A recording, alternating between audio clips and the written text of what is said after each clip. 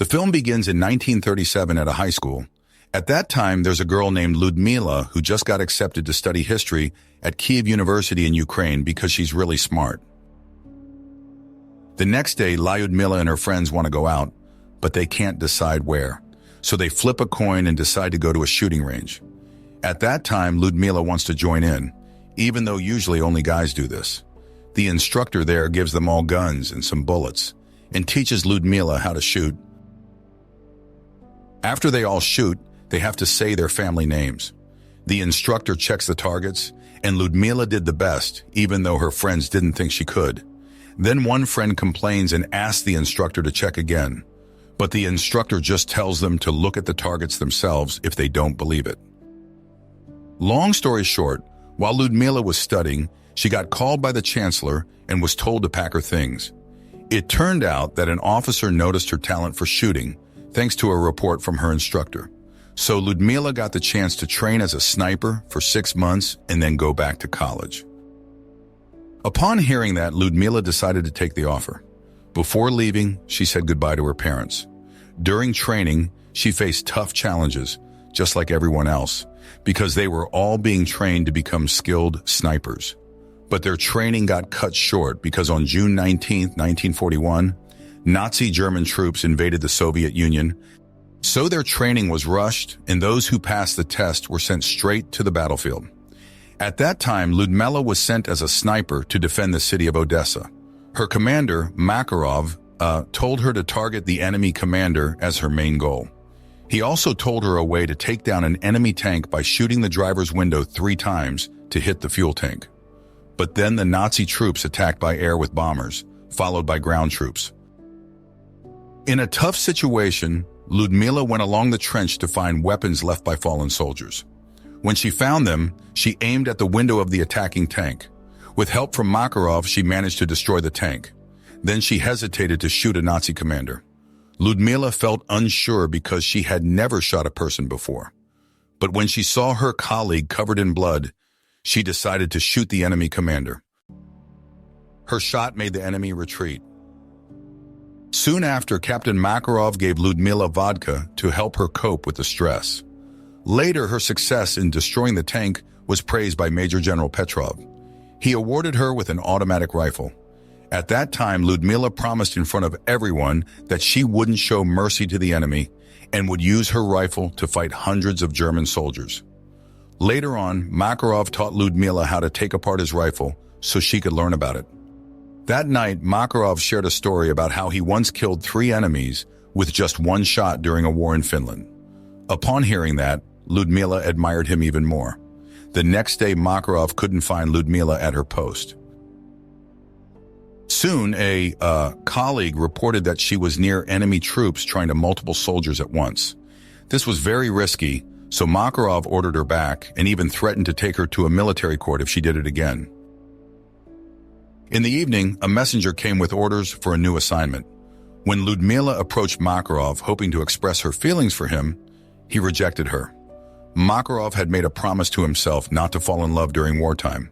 The next day on the battlefield, Ludmila is still upset with Makarov because he didn't accept her love. Makarov finally explained why he couldn't accept her feelings.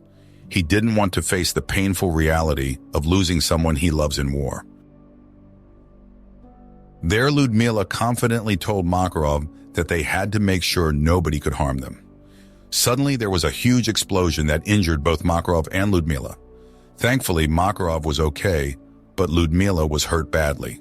She was taken to a tent for medical help, where Dr. Boris, who was almost her fiancé, took care of her. Makarov also tried to comfort Ludmila by staying with her. Seeing this, Boris became jealous because he still loved Ludmila. In the past, Ludmila was engaged to Boris, but she broke it off because she had to go for sniper training. Sometime later, there was a big evacuation from the city of Sevastopol, which is on the Crimean Peninsula. The city was under attack by Nazi German troops, so the Red Army soldiers left on their warships. But on their way, enemy planes attacked their ships. During the chaos in Sevastopol, Ludmila went to General Evans and asked him to sign her health report so she could join the war. But the general said only doctors could give permission. So Ludmila reluctantly went to Boris, hoping he'd sign it, but Boris refused because she hadn't fully recovered. Shortly after, Ludmila heard that the soldiers from the front line had returned. She waited on the roadside, hoping to see Makarov. Then someone called her name, and it was Makarov. He gave his rifle to Ludmila. Unexpectedly, learning about Captain Makarov's death saddened Ludmila deeply. Her hands shook as she held his rifle. She turned to Boris with tears in her eyes. Hearing about Makarov's death, Boris reluctantly signed Ludmila's health report.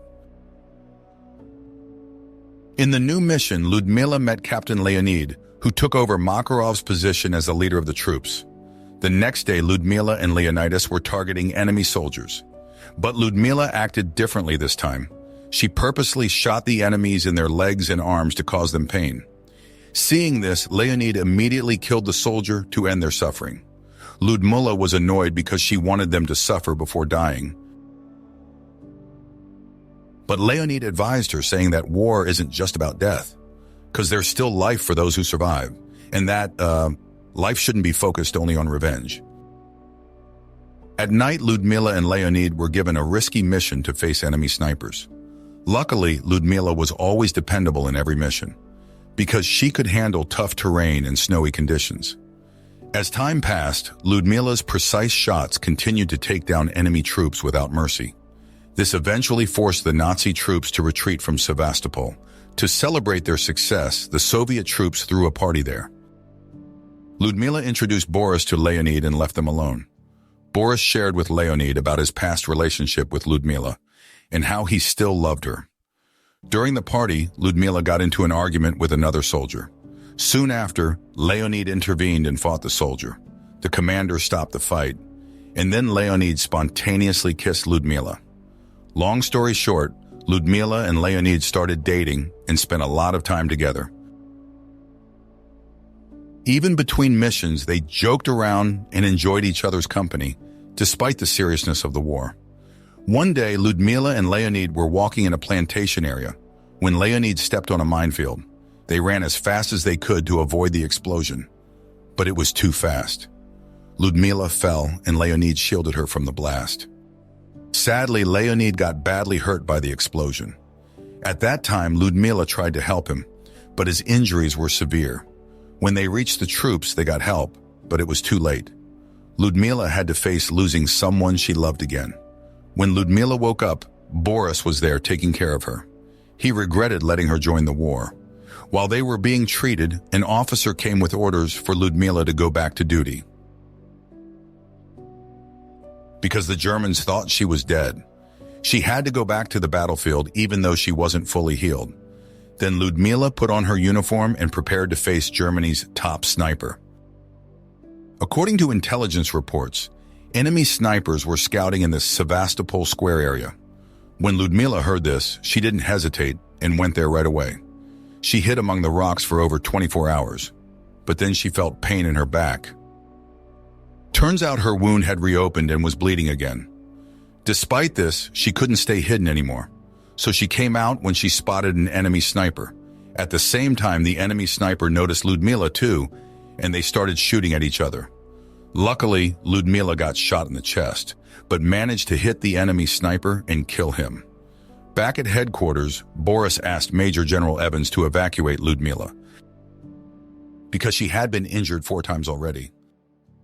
At first, Evans refused because Ludmila was crucial to their troops. She had taken out many German soldiers. Boris felt that Evans was sacrificing Ludmila intentionally. Eventually, Evans agreed to let Boris evacuate her. But when they reached the dock, there was chaos, as refugees rushed onto the ship. Boris suggested they take a boat to a refugee camp instead, but he secretly decided to stay in Sevastopol and promised to catch up with Ludmila later. Long story short, after being defended for 250 days, Sevastopol was taken over by German troops. What happened to Boris, the 80,000 residents, and the surviving Red Army soldiers is uncertain. They may have been captured or sentenced to death. But one thing we know for sure is that Boris saved Ludmila's life.